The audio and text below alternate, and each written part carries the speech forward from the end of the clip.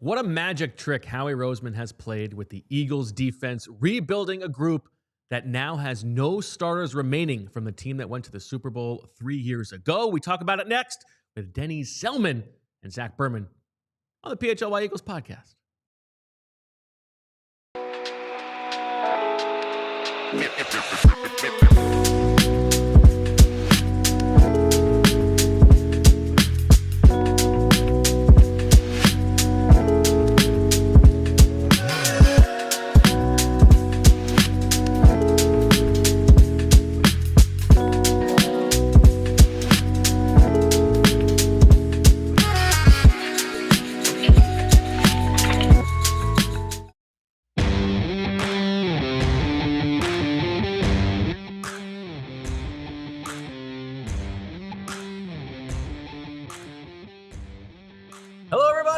And welcome to the PHLY Eagles podcast, presented by TrueMark Financial. We've got Zach Berman. We've got this guy in the middle, the professor, and we've got Wulf. It's going to be hard for me to rebound from that odd pronunciation of your name I had in the cold open. I mean, if show is already off the rails as far as I'm concerned. It wouldn't be that bad if you had never said it before. Well, yes, well, yeah. I mean, but for someone who's known me say for the professor, years, and then Deniz. What is that? Yeah. No, that was funny. It was good. Yeah, well good said. Start. There you How go. you doing, Zach? Doing great. Excited for the show. Is Good that a new shirt? I think I've had it for a while. But you haven't worn it on the show before. Do you have my show outfits cataloged? Not catalog, but I'm pretty good at your wardrobe, and I don't recall that shirt. Chat, chime in. Have you seen that shirt before? How should I feel about I'm pretty good at your wardrobe? I'm pretty good at knowing your wardrobe, remembering your wardrobe. Why? What material is that? I like that. It is a surprising material. Yeah. I don't know. Is that athleisure? Is it? It's like a little thicker than like a... I don't know. Okay. It's a nice shirt. Yeah. Look at that. I don't know. It's just a shirt. Well, it's a nice shirt. Thanks. How are you at your own wardrobe? How am I at my wardrobe? Yeah. Got the vest. Do you plan it out? Not necessarily. I was actually wearing a different hoodie earlier, and it got kiboshed. So if you saw, interesting. Yeah. If you were watching the Anthony show earlier, By who, pray tell? By my lovely wife Emily. Okay. Yeah, she's like, no, you're not wearing that. So why? She just didn't. She didn't like it. So. Okay. But so you had already go worn straight it on, hoodie. I already wore it. Anthony's show. And then I was by that point. I was heading out the door, rushed through the top hoodie on the pile. So yeah, I wouldn't say plan, but I make sure that I don't wear the same thing twice. I think it's safe to say, and I think this is like you can hang this banner in the Berman household if you want. I think it's safe to say you've got the best, most varied vest game in the Philadelphia podcast space. Wow, that's a very specific space. And one that often doesn't have video, so I it's kind of hard suppose so. to... I suppose so. It's a big college football look now, by the way. Okay. That a lot of the college football coaches go with the vest. Vrabel always goes with the vest in the NFL. I like the vest because the versatility, the mobility that you have, right? Sure. Yeah. So, did not expect this to be deviate in this direction, but anyways, yeah. I don't think I've the vest. worn a vest since I was like 4 years old. I'm not a big vest guy either. Not that I no judgments. It's just. No, I mean, trust me, I'm not offended by your wardrobe takes. So, yeah, okay. Now you're going too far. Now you're poking the bear. I don't think that's what you want to do. No, definitely don't want to. Only one of us picks out our own clothes. Okay, definitely don't want to poke. Anyways, let's get to it. Yes. Now we have to talk about yesterday's OTAs. Now I feel like we chewed most of the meat off of the bone from the things that we saw yesterday, but a few things to follow up on. But Professor, this is the last time we're going to have you before your big summer sabbatical. Where are you going? Yeah. Well, we're doing Turkey as usual. It's where my family's from, for those of you who don't know. We're going to be in Turkey for 8 weeks. And then at the end, we're doing a 3-week adventure through Colombia. So, yeah. That's what we're doing. Dynamic stuff. All right, good. All right. No, I mean, it's... all right, as our Eagles sicko. I don't know what you were expecting there. The people don't know. I don't... Yeah, no, yeah. Okay. We haven't been to Colombia before, so we're very excited about you. I'm sure we're hanging on every word of the updates from yesterday's OTA. The first watched time that all we've gotten to see this Eagles team practice. Yeah. What was most interesting to you? Your reporting that Quinyon Mitchell was on the left the entire practice was interesting. Probably the most interesting thing. The offensive line stuff was kind of as expected, right? I think we thought Steen would be the starter at right guard. I think like Kenyon Green being on the left is more of a, because Landon Dickerson's not there, it pushes everybody up the depth chart at left more. He was on the right, wasn't he? Was the backup right? No, it was on the left. Yeah, so you said Matt Pryor started on the left, and then Kenyon Green was up second, right? So that makes Trevor King me was on the right side. right, Okay, yeah. right, and They were that's coming toward us. My it's left. like a little bit interesting. Sure, yeah. It's kind of like left it's field. Actually, It's kind of like left field, right? Like it's like my left. we go by the. They do have specific names based on the orientation, and of it's the where the offense and is it's the based on. opposite of baseball because like Everett's baseball game the other day, Sure. like the coach was like, "You're playing left field, like move to your right," like and the kids, it's just kind of funny. Yeah, that is confusing. And in football, it's from the perspective of the where you actually are. I thought my take on Kenyon Green being on the left is actually it is more of a reflection of a Trevor Keegan thing. They want to see Trevor Keegan only played on the left last year.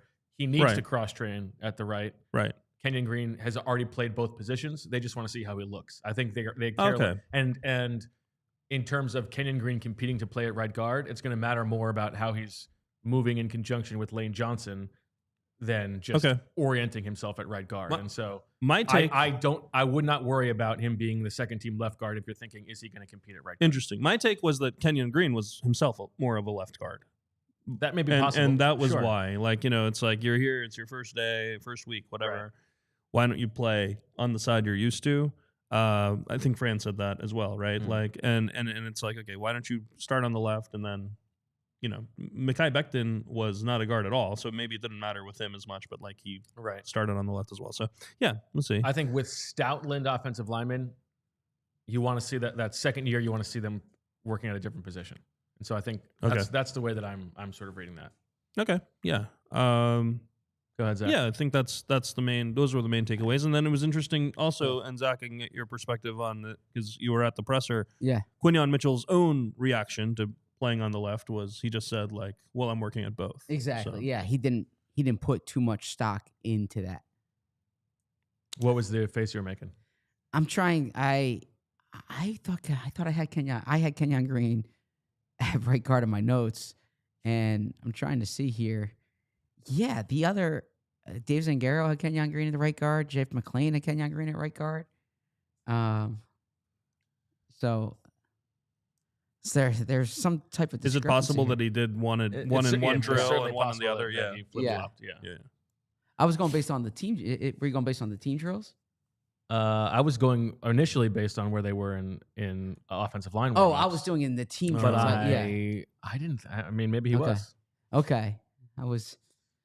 Yeah. Okay. It's also possible where they had the second and third team offensive lines. Some guys stayed on and didn't, Sure. so it's possible that he did two different things with two different groups. But when they were doing and with Stout, it's usually more about where they're practicing because it's all about getting the individual steps correct. He was on the left side. At the end of the day, there's no job available at left guard, right? So it's going to be between him and Right. Steen for right guard no matter what, and I'm sure he'll get chances. Okay. The Quinyon thing, Zach, you think Quinyon himself was just sort of getting through that press conference? Yeah, exactly. I think Quinyon had 10 minutes and was just trying to get to the end of the answers on all of them.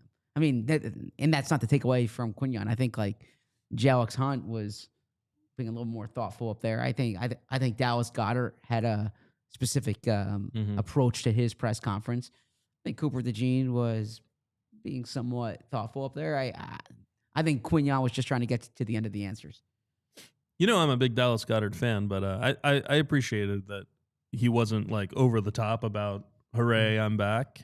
But he also wasn't. Yeah. He also didn't seem like he was going to be sour about it. Like just the fact that he's there. Yeah, totally. I think like willing to talk to the media on the first day of availability is I thought was a good sign, right? I think he understands the situation. Frankly, he saw something similar with Zach Ertz now, where he would push back on me if I brought that up to him, is that, well, with Zach Ertz, they had the replacement waiting. Yeah. Like there's True. there's no one in the building who Dallas Goedert's like, okay, this is gonna be the guy. Now, had they drafted someone in the first 70 picks, 80 picks, maybe that would be different. But I think he's seen this time and time again, and he referenced that. He's seen friends go through this. He's seen teammates go through this. And he said this is the first offseason in 7 years when he's had to deal with the business side of it.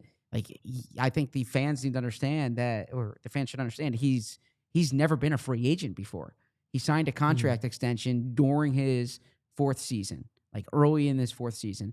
So he's never gone into an uncertain offseason in his entire career. This is the first time he's experienced something that many players deal with every offseason, and even high-profile players deal with time and time again throughout their careers. It's interesting to look back one generation before that as well and think about Brent Selleck, right? Because he stayed long enough that he actually became the backup, right? Yes. He became tight end 2. There's probably not a world where Dallas Goedert survives to become tight end 2, right? I mean, nor would he want to. Yeah. Right. Yeah. Okay. Let's spend a minute or two on one of the players who was not there yesterday. And there was some extra reporting from Jeff McClain today about Bryce Huff's absence. Zach, what do you know about why he is not at the Novacare complex at the moment? Yeah, so Jeff said he hasn't been here all off season, right? Which would add up to kind of some of the context clues that we've heard here. And it's pretty simple, is that if you're not, well, I shouldn't say pretty simple. It's if you put 2 and 2 together, if there's a chance he's not going to be on the team this season, then, and I brought this up on Anthony's show, you might not want him participating right now, because post June 1st is when you would move him, and you don't want some type of injury to pop up that would keep you from moving him. So just to kind of lay this out, why June 1st is relevant. We've talked throughout the offseason about cash versus cap. The cash here is inapplicable. It's a guaranteed contract. He's getting paid no matter what, right? The cap is what matters here. And if the Eagles were to cut him or trade him a month ago or even today, cutting him, they would take on $28.8 million in dead money. They'd be $21.4 million in the red in cap savings, right? Trading him would be $19.7 million in dead money. Where this is pre-June 1st. This is according to Over the Cap? Over the Cap, yes. Thank you. Should credit that. Post June 1st, where you kind of spread this hit out, is the dead money on a trade. I'm sorry. Post June 1st cutting would be $19.7 million. Post June 1st on a trade would be, they would actually have a cap savings of $4.386 million. There'd be a dead cap of $3.024 million, but there'd be savings. There'd be cap savings with a trade. Now, it takes a willing trade partner for that to occur. If you spoke to me before the draft about this, I would have said Atlanta screams a possibility here. Atlanta took 2 edge rushers essentially in the first round. Right. They no longer scream a possibility. Though you never know. I mean, a possibility. They also signed Kirk Cousins for a lot. You would think they wouldn't have drafted a quarterback. So San Francisco 49ers, that's a team I would watch. Robert Saleh obviously being the connection. They drafted Mykal Williams, but that's a team that doesn't have much edge rushing depth right now. Yeah. The Las Vegas Raiders, that's a team I would pay attention to as well. Okay. That they have Crosby and they have Kuntz, but beyond that, they don't really have that. They don't have a lot of depth there. Tyree Wilson has been a disappointment. So I would pay attention to. He carries his own cap situation. Exactly. Maybe that's an interesting one. But Huff and a pick for Tyree Wilson or something. Maybe. So there are financial benefits, cap benefits to the Eagles making a move post June 1st here if they don't have designs on Bryce Huff being on the team. They could say, take your time here while we figure this out. This could be Bryce Huff trying to force their hand. There's a handful of things that could be at play here. The next time, the Eagles have mandatory minicamp on June 12th, I believe it is. So there's 1 day of mandatory minicamp. By virtue of it being mandatory, he's required to be there. The Eagles could make it an excused absence. They could also cancel minicamp. There's a handful of things here. So we'll see. I thought going into the offseason, I didn't expect him to be back, but I thought you hit it on the head when we spoke about it with Flu World Order, that it's tough when you look at the numbers, like try to squeeze something out of him. But at this point, I'm curious because I'm not certain, or I shouldn't say not certain. I don't believe it helps the team with him not being like edge rusher is my biggest concern on the Eagles depth chart right now by far. If you think Bryce Huff can help you as an edge rusher, then you should try to squeeze something out of him. But I think Vic Fangio showed through his actions last year that he did not think Bryce Huff could help him as an edge rusher because they needed edge rushing help last year, and they did not turn to Bryce Huff. To me, the real question here is what are the personality dynamics? You know, is Bryce Huff willing to be here? Yeah. Is Vic Fangio willing to have him? And if so, I would rather just keep him around and let him compete to be the third or fourth edge rusher because the money's already paid. Yes. I don't, whatever value you have, you're going to attach a pick in order to get somebody to take him. I would rather just have him in the building. Sure. But it's possible that he's going to be cantankerous and you're worried about that, diluting the pool or affecting the pool or whatever.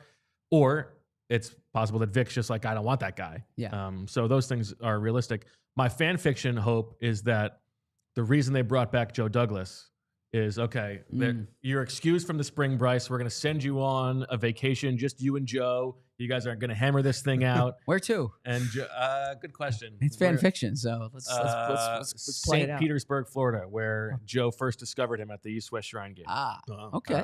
I like the St. Petersburg. Do you? I don't mind the St. Pete. Okay, Yeah, St. Pete Beach. Yeah. Yeah, why not? You go right to the beach. I like that. Well, that's where the team hotels were. I like the Cuban restaurants there. Nice. Yes.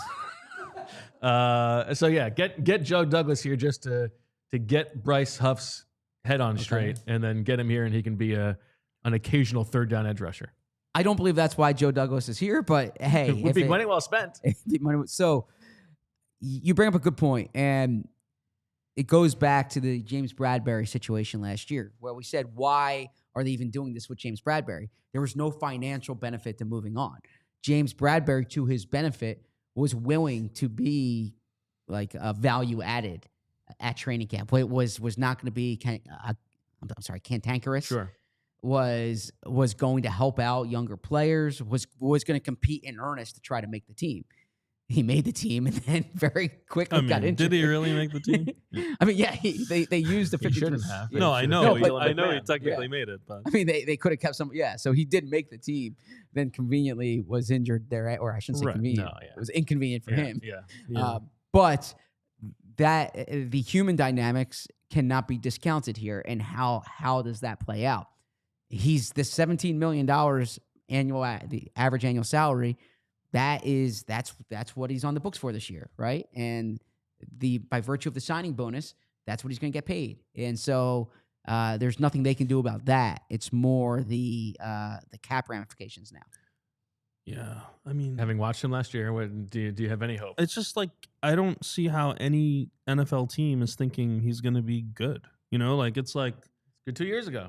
yeah, was he? I don't know. I was always a little bit. I think I've done my spiel before on like how overrated sacks are when it comes to like evaluating a player. Like obviously they matter a lot in the game, like and they affect the game a lot. But like, just he got a lot of sacks. He was on a defensive line that had a lot of other good players. He came in on third down, fresh. Like all these things like set up for him. Yeah, but if he could do that again, that and would be some great. of the sacks were like a little fluky. I mean, yeah, I understand, but like how good was he? You know what I mean? Like it's like, I feel like how good he was. But that year. That wasn't a credible role for him to play, right? He's overpaid. That's done. Yeah, but can he still be a functional part of the defense? right. A guy who can come in when everybody's tired and give you a couple good pass rushes. So some team and play 12 snaps a game. Right. So yeah, that would still be very helpful for them. If the expectations are more similar to what they were with the Jets, you're saying maybe it could work out, but it's not going to. I don't think it's going to happen here. I mean, I don't think there's much of a chance that Vic is going to be like, okay, let's try again with this guy. You know what I mean? Like, I don't know. It's kind of sad. I mean, it's not like Bradberry, right? It's not like late career obvious decline at a position where we know that at that age that happens. Yeah, I feel and bad he's just for at the end guy. of his career. He's Like he's young and he could still have a good career, but last year was a really bad look. And I think it's kind of a bad look that he's not around all summer. It's like, I Unless understand. they're telling him not to come. Well, I understand them telling him not to do Yeah. team drills so he doesn't get injured on May 29th. Sure. But what about not being here at all? Like, is that something yeah. they tell him? Good question. Why would they tell him that? Like, what do they get out of that? That's a good question. Unless I both don't know. sides are trying to work together on this. Just from a human perspective, we don't have to like cry for the guy. You know, he's getting paid a nice amount of money, but like, he goes from a bad team, signs with a really good team, gets paid a lot. This is somebody is finally recognizing my worth, and it's just not a good fit. I have this like really disappointing personal year. You're like, he must be in his head about all of this stuff. Meanwhile, the team goes and wins the Super Bowl with him. Like everybody around me is the happiest they've ever been, and I'm still miserable. Like, that's got to be a tough year. Yeah. It is also the challenge of free agency in that I understand tampering goes on before, but it's not as if you spend time talking to who your coaches will be, figuring out how your teammates would be. It would be akin to you're the best host in the city if a media company in, let's say, Portland, Oregon, wanted to bring you in, and they're like, we'll offer you this money. And you're like, well, who am I on air with? It doesn't matter. All right, what am I talking about? It doesn't matter. It's just like, at least, he would know. He knew. Like, no, but I'm saying, but it's not as if like he doesn't know how you, or you don't know how you'll jive with your program director, with your co-host, like that, things like that. That's the challenge. That's the inherent challenge of free agency.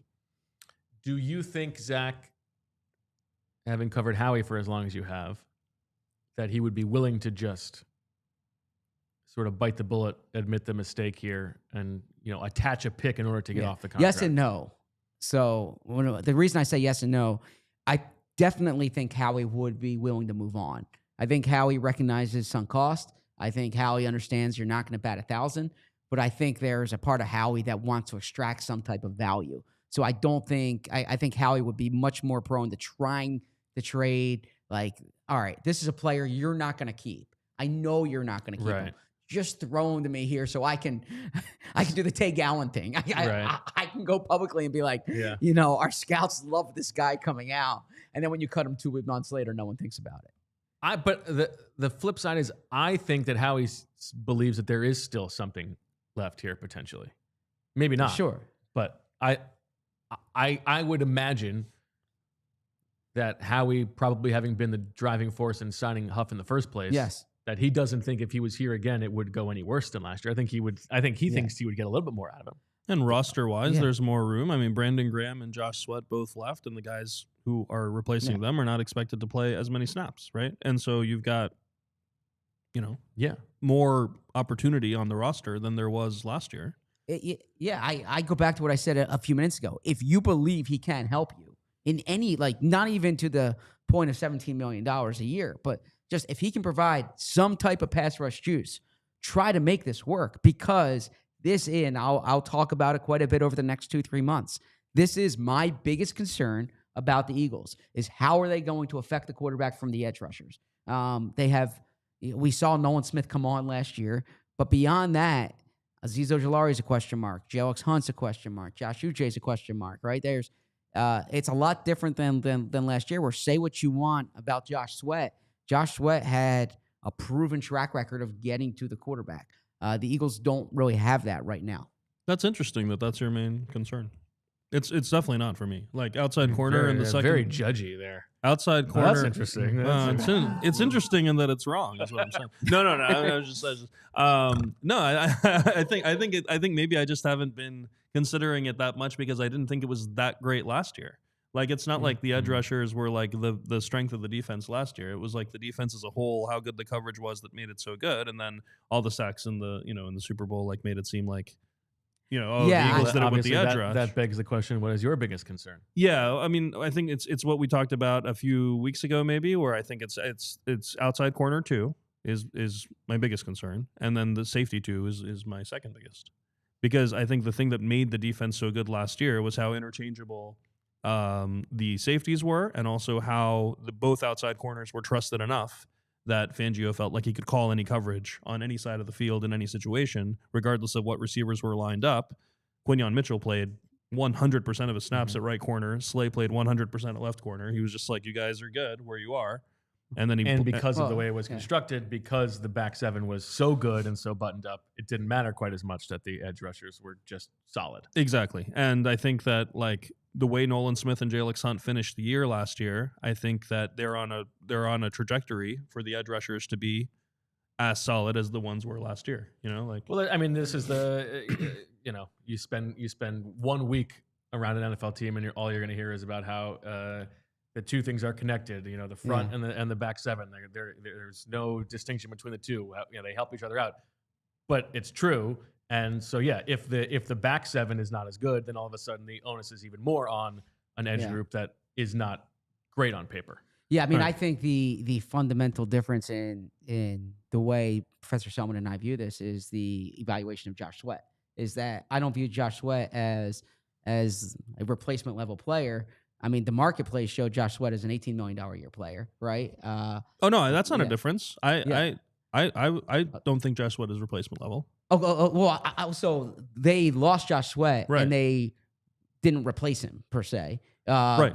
They lost Darius Slay and they didn't replace him per se. But I think that losing Josh Sweat is a much bigger loss than losing Darius Slay. Yeah, see, I'm not so sure about that because the outside corner, you're on the field every play, and the offense has an opportunity to pick on you based on the way they call the play, whereas you can hide a replacement level edge rusher in certain ways. And also, I think last year we were talking about how the team had lost Hassan Reddick and Fletcher Cox and hadn't really replaced either one.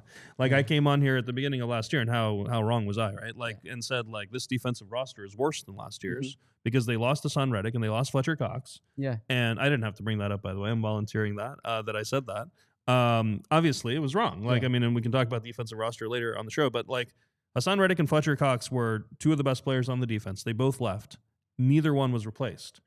Appropriately, that's not true. They did sign Bryce Huff. They signed Bryce Huff. Yeah, okay. Yeah. Right. But in the end, like a few weeks in, it was clear that like neither one was replaced. You know what I mean? So it was like through Jalen Carter just getting better, through Milton Williams getting better, through Nolan Smith. Like we didn't think Nolan Smith was going to be. If Nolan Smith had the year last year that Jalyx Hunt had, it would have been like, oh, good, you know, Nolan Smith is progressing. Instead, Nolan Smith was awesome. Yeah. And Jalyx Hunt, who we didn't even think was going to play, ended up being as, you know, like, so maybe it's because of what happened last year that I think that, well, look, if you had told me last year that not only did Hassan Reddick and Fletcher Cox leave, but that Bryce Huff was going to be a nothing, that the defensive line would still be fine, I wouldn't have thought so. But maybe that was like a crazy year. And when you look at down the depth chart and say, well, who's going to be the third and fourth edge rusher on this team? Is it going to be Azeez Ojulari and Josh Uche? Is it going to be Antoine Powell-Ryland? Like, is Antoine Powell-Ryland going to be this year's Jalyx Hunt? Probably not, Campbell? Right? Like, you're probably not going to get those outcomes. So, yeah, I mean, I know we have an ad break and other things to talk about. Such a good discussion. I'm just so, right through it. I would love to talk at some point about. There's no some point. He's going to be gone for like 3 months. Oh, it's not the last time I'm going to see Professor Selman. I mean, you never know. But I'm genuinely, you know, from like a football perspective. I'm still going to be like on Earth. Like, I mean, you know. I'm genuinely. Fingers crossed. No. I'm like, from a football perspective, I'm genuinely curious how, you know, I think you can hide a corner more than you can hide. I think you can get by with a solid corner more than you can get by with a solid edge rusher. But like we can. So I would love to have that conversation on a different day. I think. The way that Howie Roseman has built teams in the past would agree with that. But not the way Vic Fangio. I think this Vic Fangio defense, it might not be the case. Yeah, I mean, 2017, that was clearly the case, right? They got by with like whatever. But like the defense was so good last year. Sure. And it was just so like clear that it was because of the coverage. You know, like and that doesn't mean he can't be good a different way. I also think like the Jalen Carter part of this affects things. Like if Jalen Carter somehow is even better next year, then all of a sudden the job is easier for the defensive ends. And so maybe it's an easier lift to get to respectable there as opposed to that other corner. Yeah, I think offensive coordinators are going to be showing their team clips of the end of that Rams game and be like, we're not going to do that. You know, like it's like if anything, we're going to, you know, have 3 guys on him instead of 0 like they did. So fun conversation. Good conversation. Much more to come, and talking about how Howie Roseman has turned over this defense after this word from our sponsors.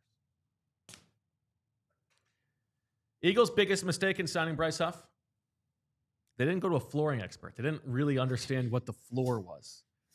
And they should have talked to Empire Today, because Empire Today has flooring experts, dedicated flooring professionals who focus on flooring every single day. You know those big box stores? We don't want those big box stores. They might have a flooring department. Come on. Don't mess around with that.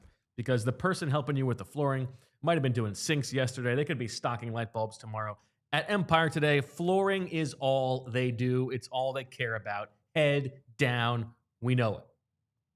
Empire Today lives and breathes flooring, and they will be with you every step of the way. It's a whole different ball game. With Empire Today, you get clear, upfront, and all-inclusive pricing, plus you can schedule installation as soon as the next day. Unbelievable. So, what do you need to do? Schedule a free in-home estimate today, because some things are just better at home. PHLY listeners can receive a $350 discount when using promo code PHLY. You heard that right. $350 off with discount code PHLY. Restrictions apply. Visit empiretoday.com/PHLY for full details. If someone stole my cell phone before the show and they knew my password, and they put in my password, and they opened up my browser, the first thing they would see will be Shady Rays, because I was literally looking at this earlier today. And I was thinking of getting new sunglasses, and I saw this Huron matte black sunglass, and they have it in Color Rush, which is a new form of polarized. I'm not. This isn't even on the ad read. This is just on their website.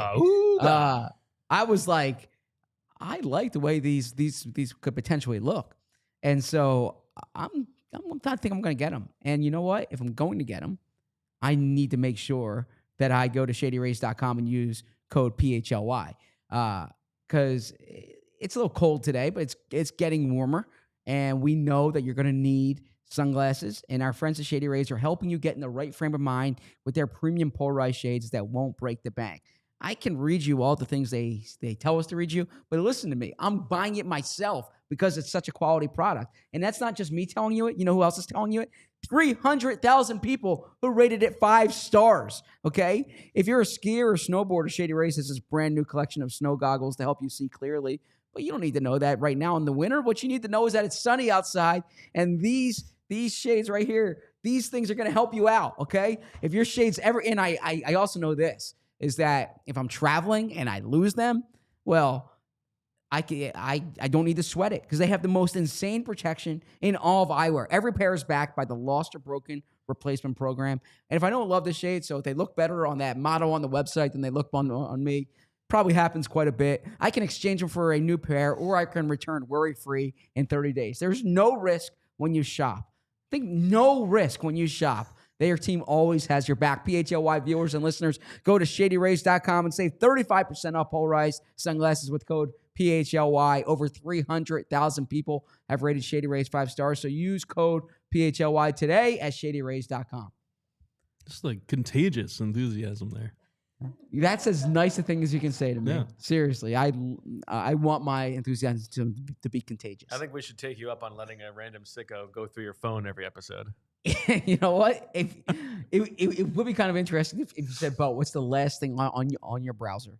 I would probably answer that. What's the last? What do you mean the last thing on your like what if you tab is open already open on my browser? if you open your browser, what website comes up?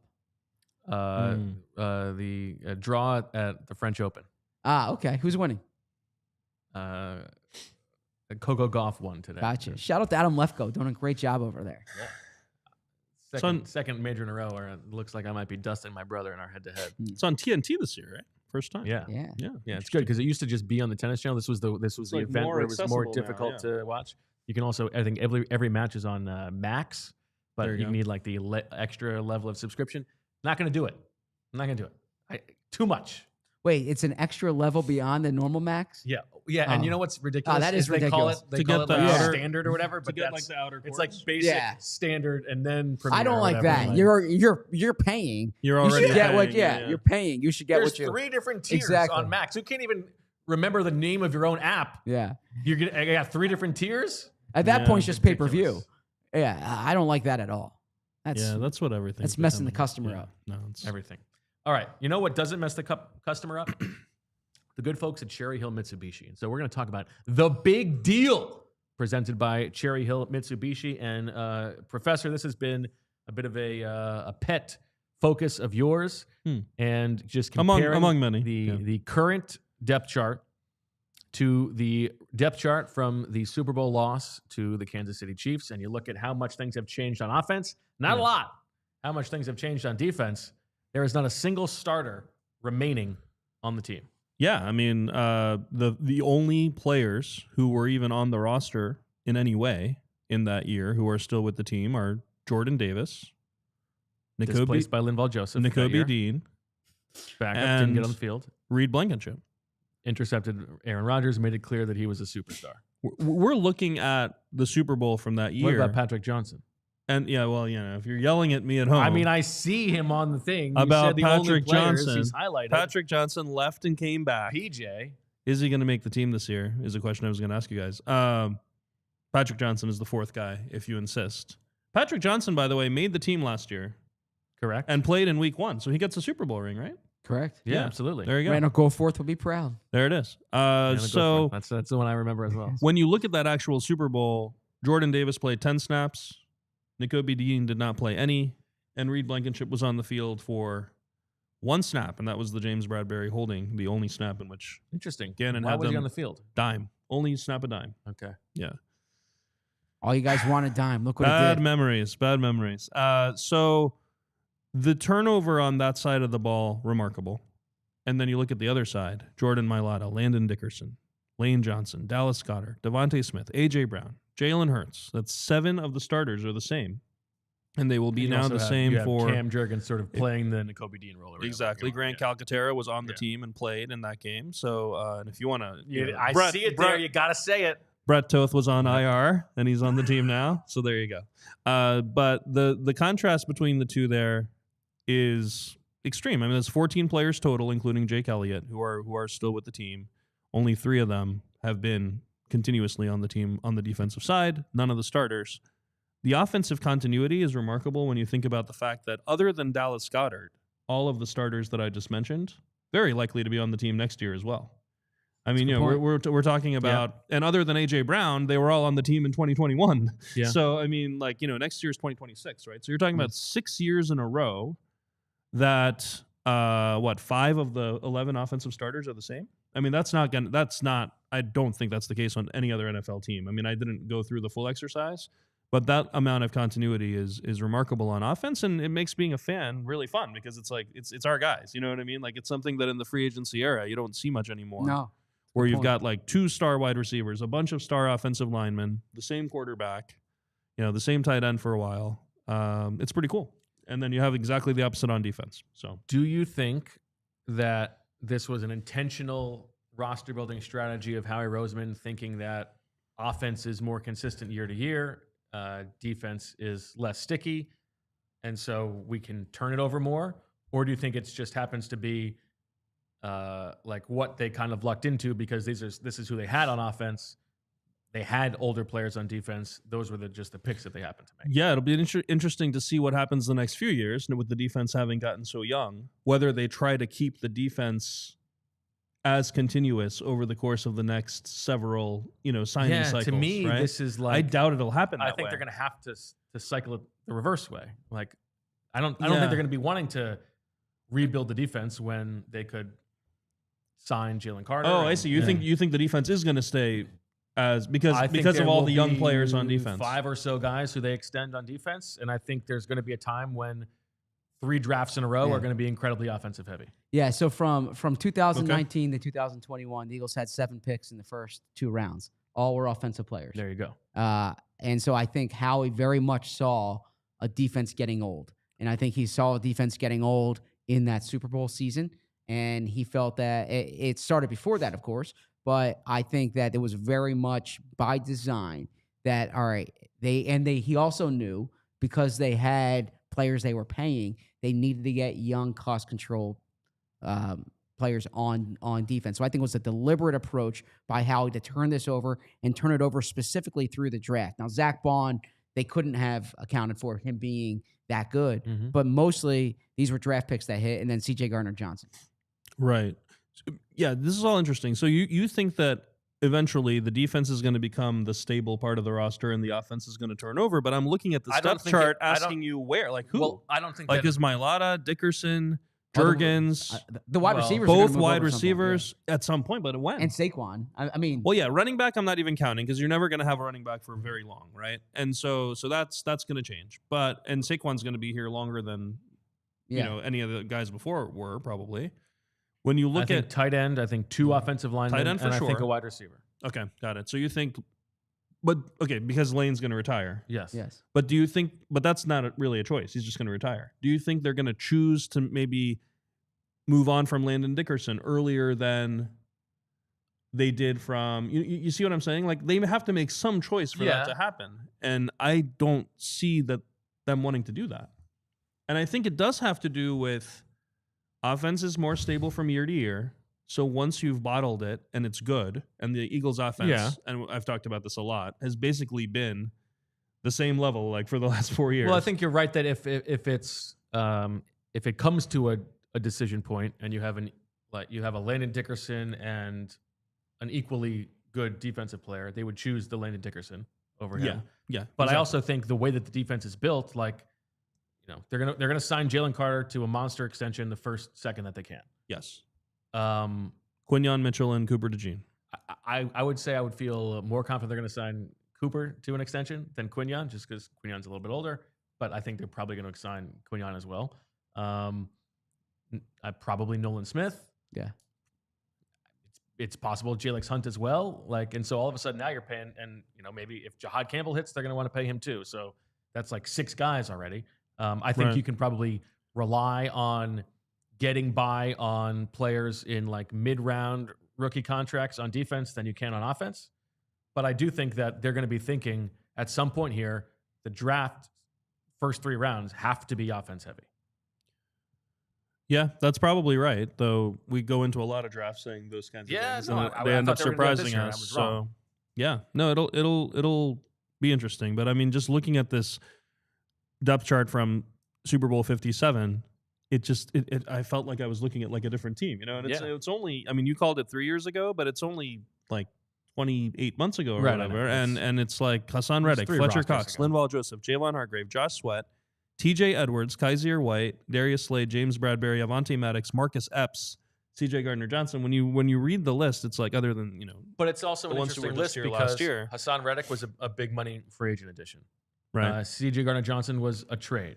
Darius Right. Slay was a big veteran acquisition. There's one other guy in there. Oh, Brad- Hargrave was yeah. a big. right. Yeah, That's true. Bradberry, they paid money And to. Bradberry as well. And so those are That's veterans true. that you're paying relative to most of the offensive players are homegrown except for A.J. That's Brown. right. And so now that the Right. defensive players are going to be homegrown, you're going to have a little bit more room to maybe get some veteran And on yeah, offense. and that's true. That's a big difference. And also continuing to look at it, by the way, next guys in, the guys who played the most snaps are all gone as well, like Brandon Graham, Ndamukong Suh, Milton Williams. I guess we already said Yeah. like everyone's gone, but Yeah, I mean, I think Milton Williams is actually a good comp for the Landon Dickerson thing that we're talking about. he'll be the guy who ends up leaving because. Right. Like I think if Milton Williams was an offensive player, they probably would have signed him. you Oh, think I so? see what you mean. I see. Right. Exactly. Yeah. Yeah, I Williams is agree. someone So, that- like, if Yeah, Moro I- Ujima has the kind of season that Milton Williams had, is he going to be extended long term, or is he going to be the next So I Milton just- so Williams, I- and then we're going to try with the next guy there? Yeah, so I think this comes down to how they view a blue chip player. I don't think they viewed Milton Williams as a blue chip player. I think they view Landon Dickerson as a blue chip player, or at least close to it. But generally speaking, I think the Eagles are going to continue to pay offensive line and defensive line. I think where you might see this imbalance is I'd be surprised if they're at a point, at least when their quarterback is on a second deal, when they have big money allocated to both wide receiver and secondary. So so right now, though, especially once that Devontae contract went in, they gave AJ a new deal. Is their wide receivers are paid a lot right now. Their tight ends paid a good amount, and their corners aren't. And if that flips when Cooper and Quinyon get paid, then I imagine it's at a point in their roster building where they have wide receivers on rookie deals or tight end on a rookie deal. And I think that's where you see it is kind of delineating between the line of scrimmage and then the wide receivers and the corners. And it almost lines up perfectly, right? AJ and Devontae are probably going to Mhm. start to decline just as the Quinyon and Cooper Exactly. contracts are going to kick in, I guess. Yeah. Depending on how they're structured, which will they be allowed to But- structure them that way? We'll Talk need about to talk that about after the that. Yeah. Yeah, but the big question, and again, this is It's a big deal, even. the big question at some point is, does Jalen get a third contract here? Because then that, Mhm. or do they kind of reset it at quarterback at some point? There you go. All right. More to come on the other side after another word from our sponsor. We've all been there. The parlay, one leg away. Then it's a baseball game. You're clinging to a lead. Relief pitcher comes in, gives up a bomb. Heartbreak. That sounds familiar. The HOF app is built to fix that for you. Started by two lifelong sports fans who, Zach is going to like this, also happen to be Ivy League grads. HOF makes parlay research smarter, faster, and data-driven. This is not your buddy's group chat full of hot takes. It's a full analytics engine. The HOF app gives you access to advanced stats, historical data, and powerful tools to help you bet smarter. The app is built for the everyday sports fan, so it's easy and intuitive to use. You'll get an idea of your parlay's chances to hit and identify weak legs so you can weed them out before you place them. Whether it's MLB, NBA, NFL, NHL, or college sports, the app gives you beautiful charts, clean visuals, and real insight, not hype. With HOF, you're getting everything you need. It's a 4.9 rating in the App Store and over 6,000 five-star reviews. It's safe to say HOF has already helped a lot of people bet smarter. And our listeners get a 7-day free trial and 50% off their first month. Just download the HOF app and use code PHLY at checkout. HOF isn't just about parlays. It's built for player props, game lines, totals, and more, giving you the tools to break down trends, spot value, and make smarter bets across every major market. For a limited time only, our listeners not only get a 7-day free trial, but they also get 50% off their first month when they use code PHLY at checkout. Just download the HOF app on iOS or Android. Visit HOFbets.com, enter code PHLY, and you're all set to go. Celebrating my anniversary. Might want to celebrate. This is it. Happy anniversary thank you. today. This is the day. Thank Happy you. anniversary. I didn't bring that up to get that. Yeah. I brought up to lead into an ad read. Okay, okay. It wasn't try to get the happy anniversary thing. But All right, thank you. We'll get that in after the Yeah. ad read. So yeah, I want to have a celebratory drink, and let's say I order a cocktail, and Emily's like, wait a second, you know how much sugar is actually in that cocktail? And I say, all right, what should I have? And she might say, well, go Pabst Light. It's like, of course I should go Pabst Light. It's 96 calories. It's 3.5 grams of carbs. This is basically like drinking a healthy drink. It's a new light modern Basically. beer from. I was gonna say like drinking water, but that would deviate from the taste because this is not water. This is crisp and refreshing. It's a new light modern beer, and they use high quality ingredients, so you can get the high quality beer at a smart, approachable price, and you don't have to worry about it being unhealthy because it retains that fun and independent spirit Pabst is known for, but it's light. What better way to celebrate an anniversary with fun and independent spirit? Learn more about the new Pabst Light at pabstlight.com. Please drink responsibly. Must be 21 or older. Happy anniversary. Happy anniversary. Number Thank you. 9. Looking fine. Number 9. Was it a Memorial Day weekend? Yeah, wedding? Sunday Memorial Day. Yeah, Sunday Memorial Day. Great time to have a wedding. We did the same. Yeah. Yep. Ours was the 24th. Yeah. So Sunday night, right? it was Sunday, yeah. Yeah, easier to get the venue, better Totally. situation, and people are off of work. Or a lot of So people are off when of is work next yours? day. It was the 24th. 24th. Oh, Yeah, we celebrated. Happy belated. Yeah, we celebrated. We actually did not celebrate right What on the number day for you? either. It was 16. Mm. Yeah, we got married in at the Magic Gardens, like in the actual. Oh, that's awesome. Yeah, Nice. Yeah. South Street. yeah, like it was it there, awesome. yeah. Yeah. We booked the whole thing, and He was we like, we "Yeah, had like a South sit down. Our caterer used the basement as the kitchen, and Okay. It's really we had cool. Mexican food, and it Nice. was we had like a band and the whole thing. They don't do that anymore. They don't have events like that. I was gonna say I've walked by there many times to rent it out. It's It hard is to do. way more Yeah. official than it was then. Yeah. Back then, it was like like a nonprofit running it, and they Yeah. they were not we benefited from the fact that they were not profiting. Yeah. Was it nice weather? It was a little too hot, probably, Okay. but it didn't rain. It didn't. Yeah, no, it didn't rain. No. Awesome. So Zach, since you did the proper celebration last weekend, is there? Did you do anything today to add on to it? Would you do a nice dinner tonight? What are we gonna do? Yeah, we're gonna go out to dinner tonight. Okay. Yeah, we're going out to dinner, and yeah, that's it. We try to get Knock back a couple Pabst Lights, I hope. We try to get the real ID this morning. Line still really down the street. I mean, if anyone has any suggestions for where I can get a real ID and not give up 2 hours of my day. Don't get me started on this. I paid $70 for them to send it to me, and they just didn't send it. Like it got lost in the mail or something. And I emailed them, and the reply involved like 3 solutions, all of which involved me going somewhere. It's like, why don't you just send me another one? Like, I guess they just don't do I feel like there are a lot of situations in your life, Deniz, that I've heard about where you're expecting something and you have to send an angry email. That is true. Yes. Yeah. I was like, my bike got stolen and I didn't get my real ID. The same year. No, it's okay.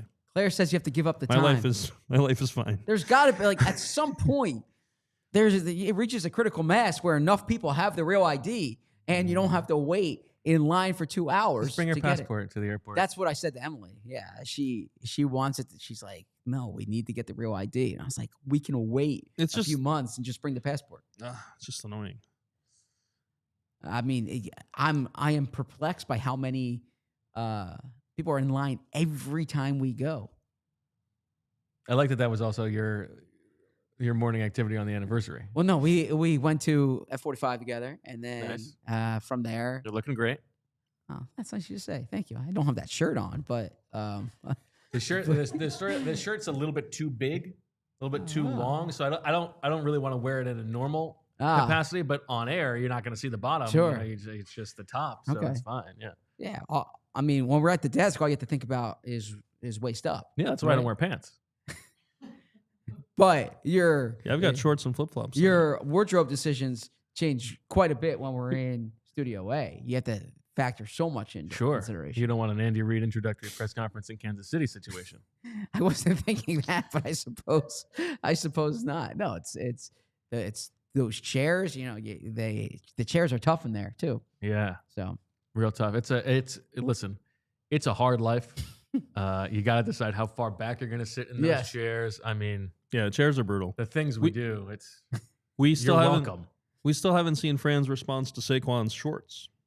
Looking forward to that. Yeah, I mean, a real shot across his back. I thought we did talk about that. No, but we haven't seen his actual response. Like we haven't seen the shorts. Back. Yeah, exactly. Can he hike him up even higher? Exactly. Yeah, exactly. That was a direct challenge from Saquon, and I think Fran needs to do some short shopping. Okay.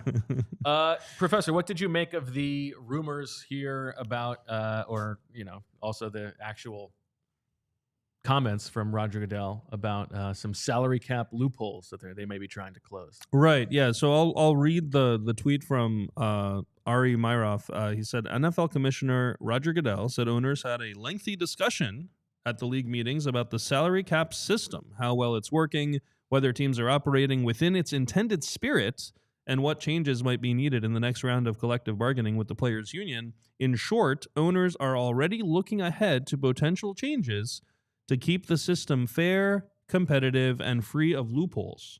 And as an Eagles fan, I'm thinking, like they haven't attacked the Eagles enough with the tush push and everything else. Now, a friend with more understanding of salary cap rules than me told me that they're probably talking about void years as the loophole to eliminate. And that would be something where if they just ditch void years, it would reduce teams' ability to have cash over cap, which I know, we've talked about on the show, where, you put a bunch of void years in, you spend the cash, and then, you end up spending more than the cap. The loophole that I've always wondered about, that we talk about how Jeffrey Lurie uses this, is how teams use the signing bonus as a cash advance for the player, which can be spread out with no interest across many years against the cap.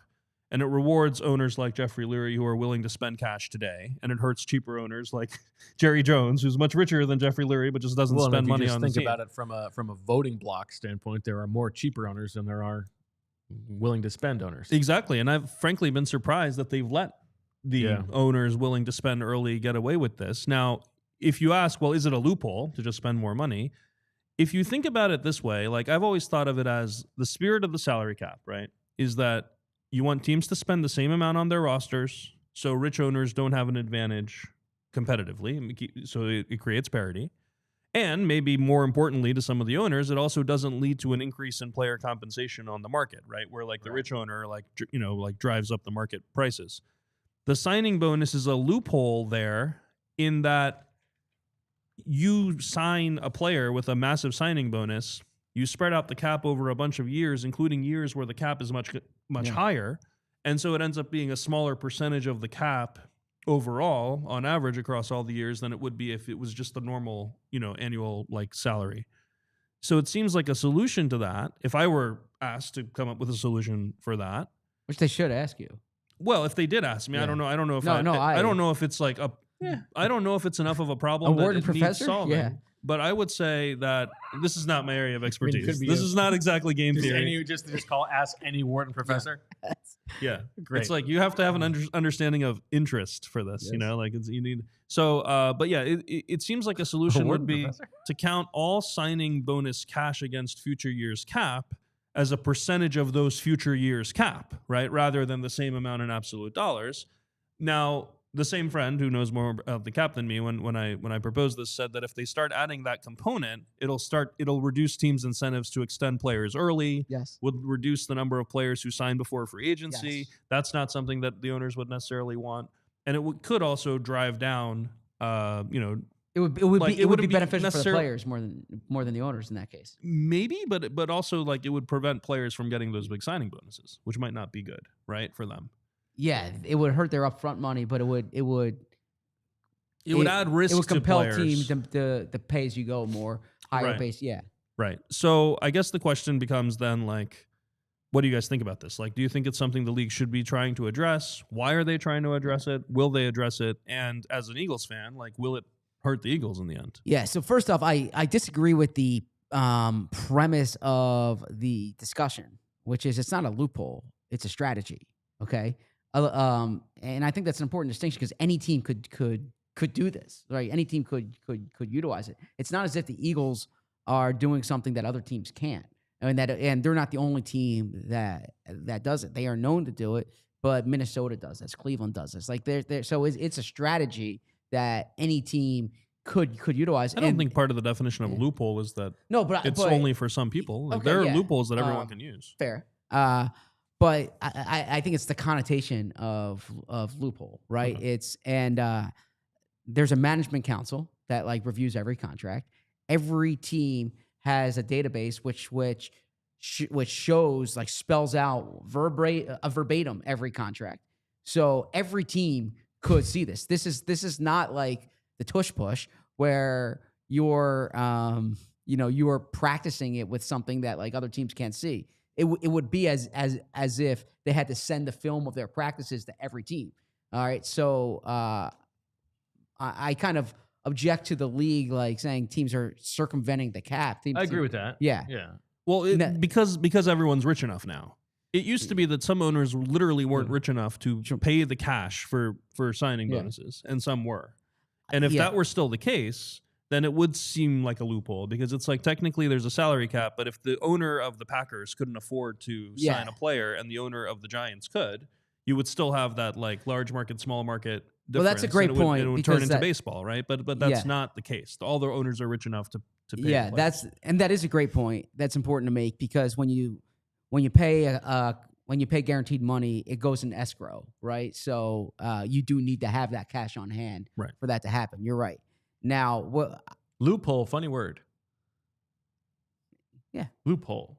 We're not talking about Lou Nichols' pole. That's a different situation. Loophole.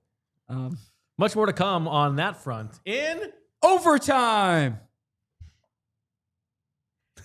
So, I'll say this is that Bryce Johnston with the Eagles. He's a bright guy. EaglesCap.com.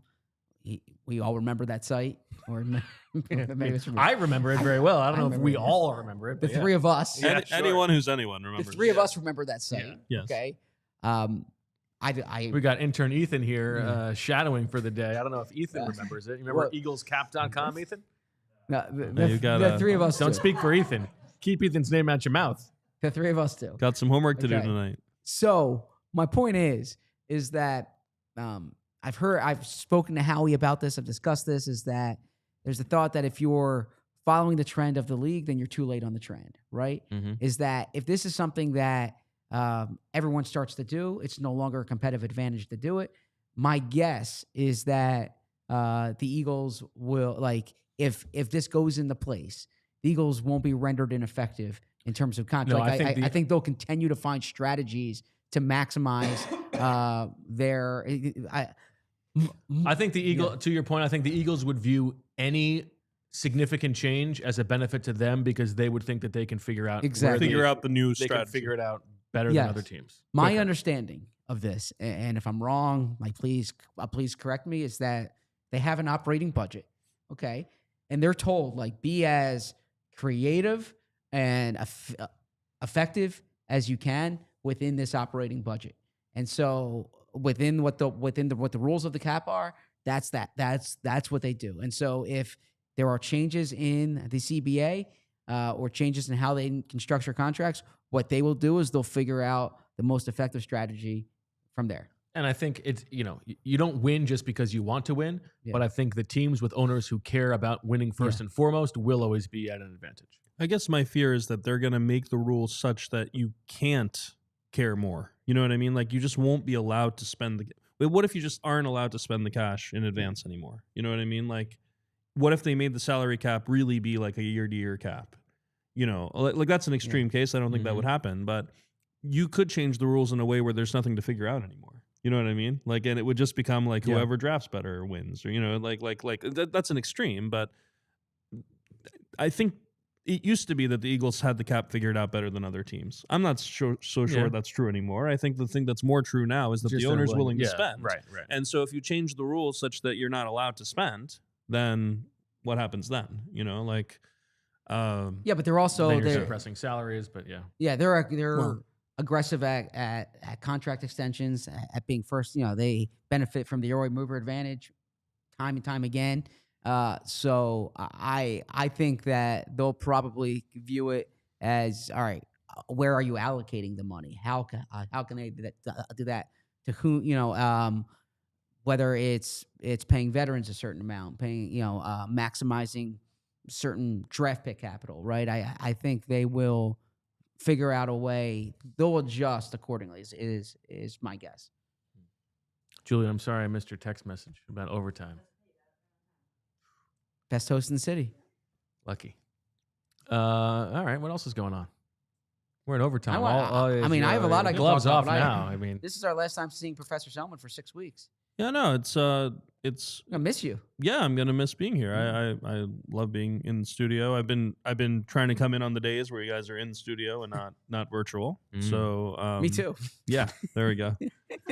Not gonna expand too much on that, but I'm happy to jump on. If you want me to do a virtual Ospreys hit or something, take your time. Wait, there was a day. Happy to do that. So wait, was it the? What's the day that you guys are going to talk about? Harrison Bryant. I'm looking forward to that day. August. Yeah, I'll be 17th or something like that. I mean, we got 36 shows. I have that to on my go, calendar already. I'll be somewhere in Colombia, but I'm not going to miss that one. Yeah. We got 36 shows before camp, but there was, I don't know if it was serviceable. He's going to be serviceable. A video or a cameo that you did, but you did one. I guess was walking in Turkey. Oh, that was for the Ospreys a couple years ago. I was in Croatia one year, and then I was in Turkey one year. Terrific backdrop. The Shield goodbye one was in Turkey. We did the Bosphorus, and then the year before that, I was in like a medieval Croatian city, and we did the best separating player on defense. Zach, seriously. Wow, unbelievable. I mean, could Zach's phone have said anything that would irk Bo more than that? Not only is it interrupting the show, could you be more on brand? Yeah. That's all our phones. That has never happened to my phone. No, my phone does not talk, first of all. Second, I have it set to never talk to me. And I also don't have ChatGPT. Do you want to just let ChatGPT do the show for you? No, that was. Or are you going to let your students give you a failing grade now? No, Also, that what did I say that prompted it? No, I lifted up my phone and it activated Siri. Oh, okay, and okay. Siri is now connected to ChatGPT in the new operating system. That's if your phone's Wait a new second. enough, You right? lifted up your phone and that activated Siri? Just No, I think when I lifted up my phone, I pushed one of these buttons by accident.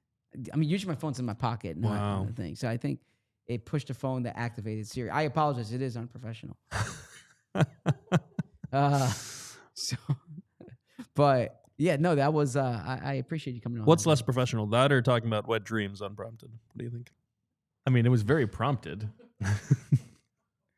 The owner of the team prompted it. Oh, you No. He talked about it unprompted. unprompted. You think it was prompted in that meeting? I thought you were saying us talking about it on the show. I see. No. Yeah. I thought you thought like Jerry Jones was asking him about wet dreams. I wouldn't put it past Yeah. him. No, but I What care. were we- I care a lot about the backdrop. I actually Backdrop, think, yeah. I think Bo was terrific on yesterday's show. But when you're in that studio space, I think you should adjust the computer a little bit more so you don't see Wow. above the backdrop. You looked like you were in the Bat Cave, and you're coming at me for my backdrop there. Wow. Okay. Well, I promise if you guys have me on a show this summer, I'm happy to jump on. I will have a beautiful Yeah. backdrop planned. Yeah. No matter where I am, because we're going to be in all beautiful places. So I will set that up. I don't know if that's something. I'm just trying to invent myself here. Help me out, Julia. I don't know. Looking down at me for my wardrobe and my backdrops. This is I complimented your unbelievable. wardrobe. I was trying to change the topic, but Yeah. Got ChatGPT doing all his work for him. Don't ever say that. I do. Listen, I I'm do on my going to be work. reading these articles with a much more keen eye now. I was up to 11:17 last night working on that article. Yeah, how long did it take for ChatGPT to finish? Julia, remember when I used to sit like on the side when we had this 3-person setup? When did I get in? When did they start putting me in the middle and why? You know, we need to do a history of this. It wasn't my choice. Oh man. Yeah, Khalif says it's a good point. You did happen to crank out that book pretty quickly. All right, please do not ever make that type of accusation. No, a book is like writing it's like running a marathon, right? Like it's one step at a time for 70, one word at a time for, in my case, 86,000 words. Bo's gonna put that book through, turn it in, and come up with a report. Turn it in, for those of you who don't know, is a faculty tool to see if students cheated by using AI, which doesn't really work. Oh, okay, yeah, we have a different detector. How do Yeah. you? This is a serious question. Yeah. In like repurposing your own reported work, Mm-hmm. how do you?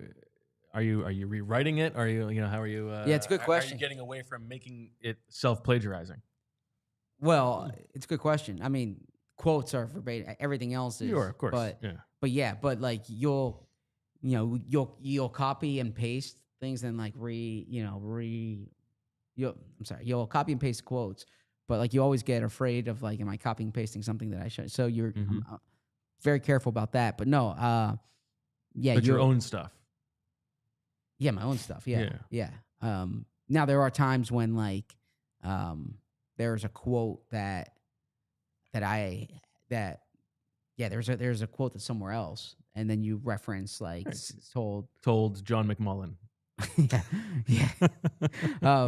Like for instance, Greg Bishop had a great piece when the Eagles won the Super Bowl. Greg Bishop from Sports Illustrated, and I had spoken to Saquon about speaking to the therapist, the team therapist, right, or team psychologist, and he didn't tell me what, because he speaks to himself on the sideline, but he didn't tell me what he says.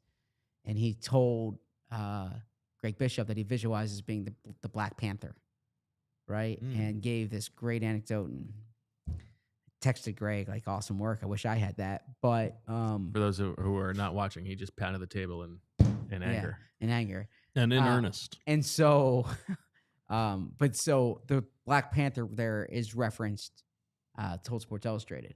Got it. Everything that's said, now there are What if it's one that you did? Do you say told LPHLY, told PHLY, or told me? Or told Zach Berman? You go full third person. What do you mean? I never say told Zach Berman. Well, that's what I'm asking. For instance, if you were, Oh, if you've referenced somebody else. if you're referencing a story that you wrote during the season, how do you? Oh no, that's just the player said. I was present for that. Okay. Yeah. Even if it Told was Zach Berman one-on-one. would be weird. I What's mean, that? Even for like if it was the Garrett Nussmeier thing. Yes. If I don't know if Which that comes which up actually in didn't the make the book, but yeah. But would it have been? Do you say told PHLY? No. That's just the person said. Yeah. Okay. That's You're not giving yourself credit for the exclusive reporting. No. In the introduction, it talks about like all the quotes here are were either said to me, or said in a setting where I was present, or in a press conference setting. Okay. Unless otherwise noted. Unless otherwise noted. If it's said directly to someone else, it's noted. It's And what about it's noted with each time. What about Now the this- mic'd up stuff? Yeah, so that was the challenge here. There's a lot of mic'd up stuff on there. Mhm. And so because I can't have every single piece of dialogue being like on the mic, on the mic. So first reference for dialogue in every chapter Sure. is as captured by team microphones. And then it's I think that's reasonable. yeah. Yeah, that makes sense.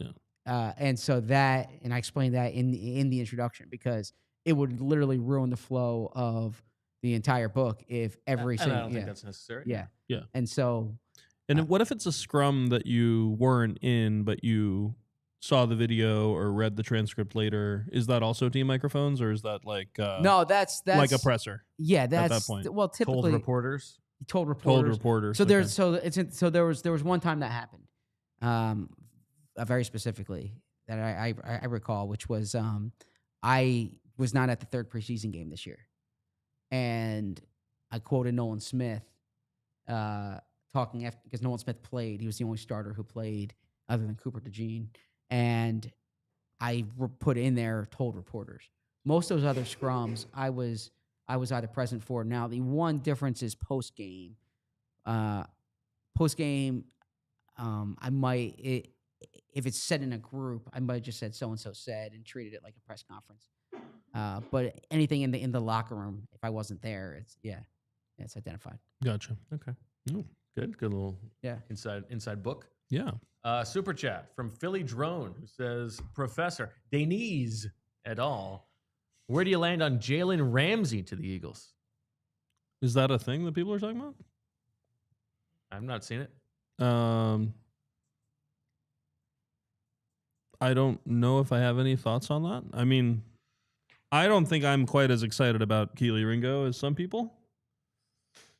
So I'm worried about CB2. Wait, so it's your number one. It's your number one concern. Yeah, it is my number one concern. Jalen Ramsey would be an upgrade over Kelee Ringo for sure. Yeah, I mean, I'm saying that without any knowledge of this rumor or like any kind of financial implication or anything like that. yeah, my sense is it didn't go great with Vic Fangio in Miami. Mm-hmm. Mhm. Right. And I also don't think the Eagles are hunting a high price corner right now. So that would really surprise me. Yeah, I think that would be pretty. It is very significant funny surprise. how like the contrast between how Jim Schwartz brought like every player he'd ever worked with, Yes. like in Buffalo, like onto the Eagles at some point, and we haven't had a single player. Have we had a single not player? true. Perry Perry Nickerson. Nickerson. Yes, Perry Nickerson's the only How one. dare you? Okay. Yes. Well, he Well, hasn't played, so to we be haven't fair- had a single player actually play in a game. Yeah, to be fair, Um, Fangio really wanted Andrew Van Ginkel like badly. And Right. then He would Howie have been the guy. I think Howie was like, Vic, this guy's going to cost us a lot of money. He's coming off injury. Let's just go Zach Bond. And then Yeah. Vic, and they do that. And then Vic's like, Howie, this guy doesn't play outside linebacker. So move him over.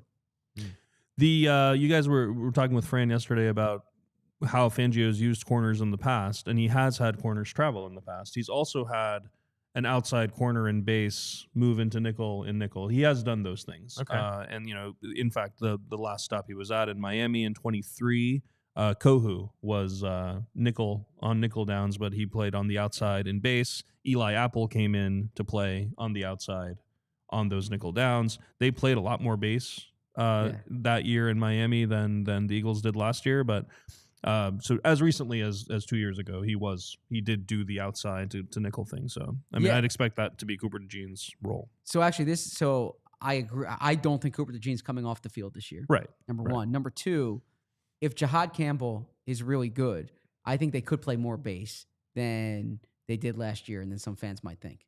Wait, why would Jihaad Campbell being good affect? Because base in this set, what I'm calling base is 3 defensive tackles on the field. Yeah, so I think that they could have like I'm like they could have a 5-2 front more Right. often. Yeah. But with 3 defensive tackles on the field. Yeah, but I'm thinking 4 D backs, right? So in those cases, so they'll have 4 D backs on the field more often than they did last year. If Jihaad Campbell's so good that he warrants being on the field with Zach Bond more frequently. Okay. I mean, so that would involve a complete change in structure in the sense that, like, last year, whether it was base or nickel, there were exactly 2 linebackers on the field. Yes. It didn't change the number Yes. of linebackers. It was just a matter of, is it Cooper DeJean or is it like a third? Yeah, but I think they're going to have defensive D tackles. I think I think unless they take off an edge rusher, I think they're going to have three D tackles on the field more often this year.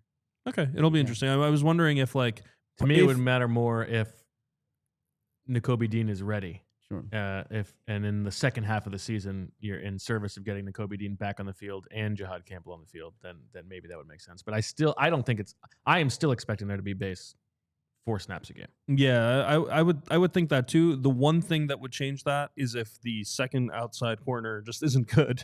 Yeah. But those early down snaps where you're thinking about being in base are typically not passing downs anyway. So I don't really know like how much that would really matter.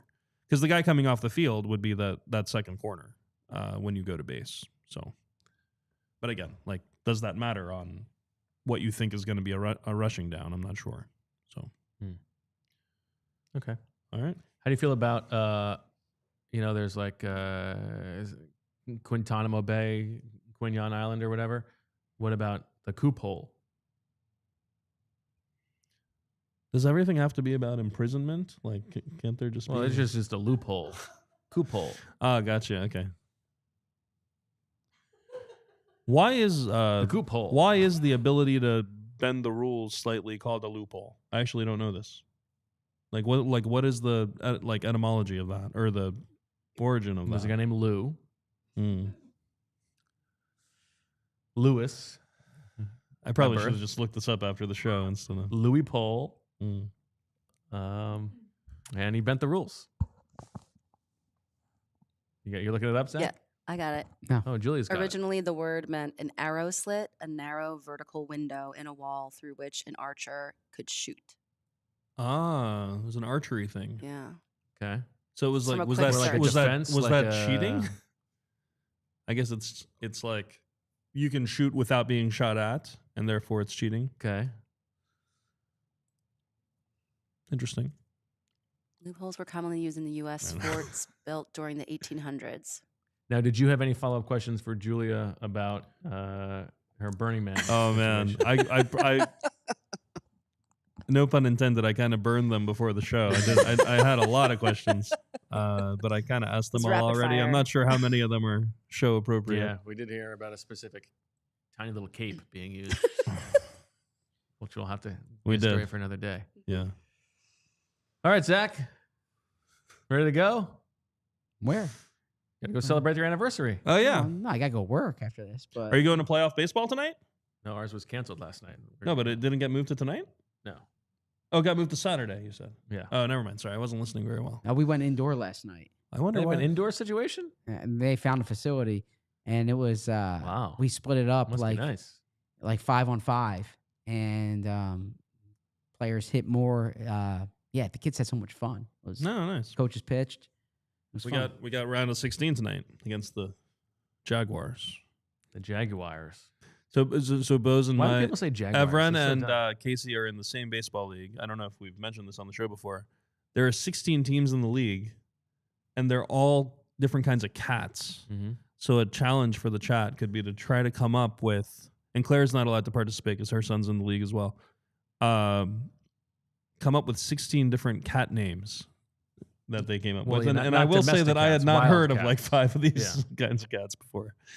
So yeah, it's an interesting challenge that they give themselves. I think the next age level up is all different kinds of sea animals. I don't Is know if that right? Yeah, all Well, 16 I know the one teams are in below, CN. or not the one, but the two below is Bugs.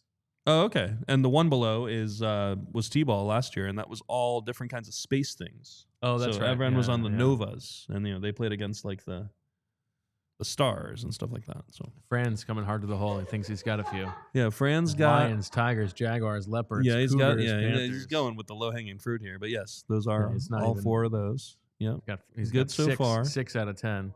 he has 6 already. Lynx? Is Oh, there a Lynx is one of them. Yes, Ocelot? Ocelot is one of them as well. Okay. You know, Zach has never wanted to be anywhere else more. Yeah, well, that's actually not true. There have been If, times I've wanted to be other places more. wait, but- is Bobcats one of them? Yes. It must be. Cheetahs is, yeah. Yeah. Not sure if Bobcats is one of them. Seems like I think it is. it should be, but maybe it is. I don't think Civet is in there. Any big takes, Zach? Yeah, just to join the Well, discussion. we have to say them now. Lions, I don't Lynx, think you have to. Pumas, Wildcats, that's us, Leopards, the Servals, the Caracals, Caracals. It's a hard name for kids to pronounce. Panthers, Jaguars, this is my favorite, the Sabertooth, Yeah. the Tigers, the Bengals, the Cheetahs, the Cougars, the Ocelots, and yes, the Bobcats. So there we go. Gotcha. Reed's League just goes with minor league teams' names. Oh, okay. Yeah, that's lazy by the commissioner. So he's the Grizzlies, which I Mhm. believe is the Fresno affiliate for the Giants.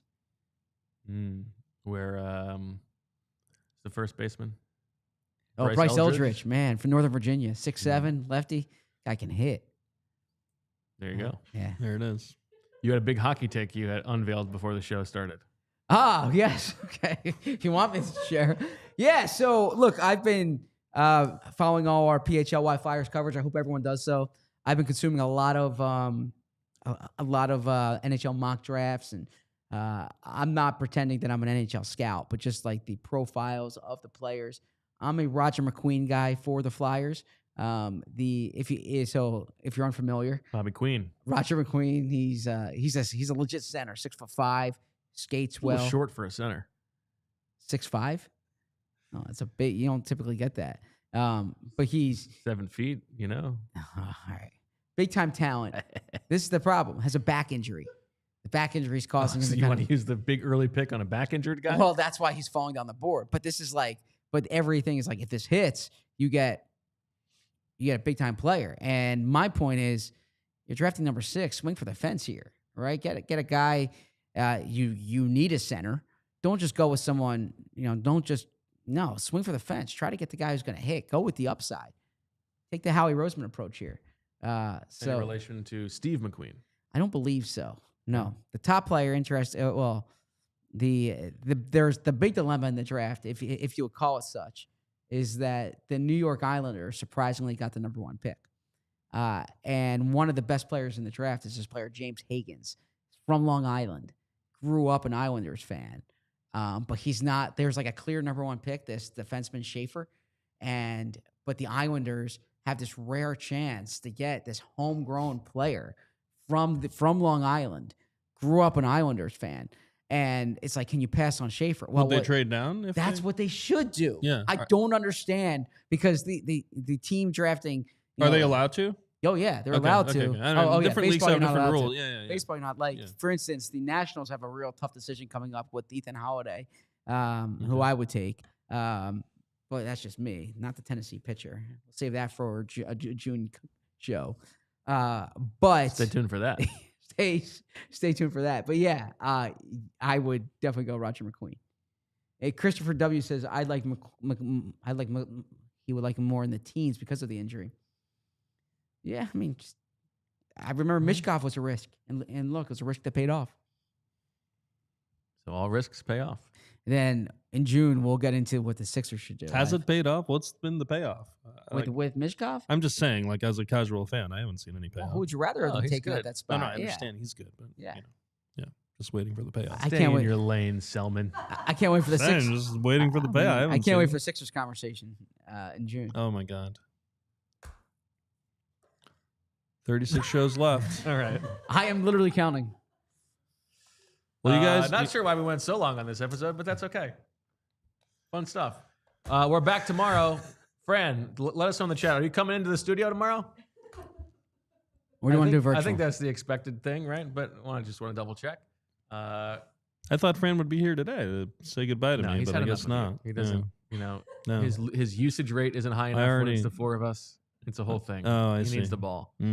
I already booed him on text, so I don't need to boo him again. That will, in fact, do it for this episode of the PHLY Eagles podcast. We are back tomorrow, 2:00, closing out the week. Let us know in the chat. See, Fran thinks it's remote. It was supposed to be maybe remote. Maybe it was going to be in studio. Right. There's a bit of a whole thing going on. Want to do remote? Do you want to do? I mean, don't act like you are making a sacrifice doing it remote. You would prefer for it to be remote. Like, oh, no sweat off. All right, like this shucks. I guess I'll do it remote and not drive in. Like on a Friday. I know that's what you would prefer. That's fine. But don't act like. Actually, no, because I got to tell you, of the next 7 Fridays, tomorrow's the Friday where I'm more than able to do it in the studio. Okay. But there's some other Fridays where I'd much prefer remote. Beach I'll weekends. do whatever Fran wants. Do whatever Fran wants. Okay, it's up to Julia. It's up to Ethan. It's up to Bo. We'll find out what Ethan thinks after the episode. Either way, we will be live at 2:00 tomorrow, so we look forward to that. For Julia and Ethan and Deniz and Zach, we will talk to you tomorrow. Thanks for listening. Thanks for watching. And as always, we love you. We all silly like the mayor.